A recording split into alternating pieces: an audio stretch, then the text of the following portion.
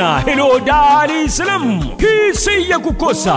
Kwa mara nyingine tena, mtumishi wa Mungu Yohana Mwanisenga anakukaribisha kwenye kongamano kubwa la kimataifa na maombi ya Paulo na Sila, mwezi wa 6 tarehe 28, siku ya Jumamosi. Siku moja tu, saa 7 kamili mchana hadi saa 12 jioni. Kongamano hili litafanyika Dar es Salaam, Tanzania, katika kanisa la Nuru ya Uzima Assemblies of God Ukonga Moshi Bar, Lelini, Dar es Salaam, Tanzania.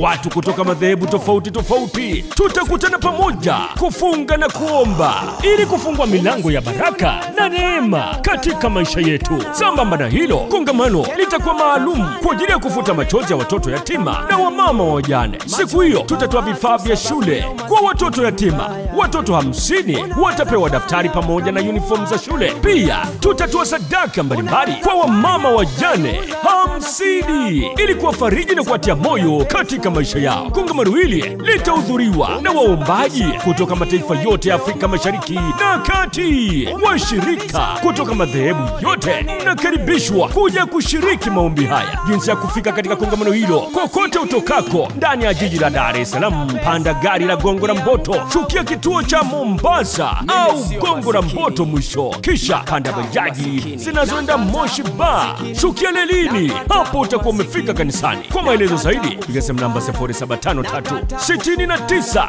88 32 au tuma ujumbe kwa WhatsApp kwa namba hiyo.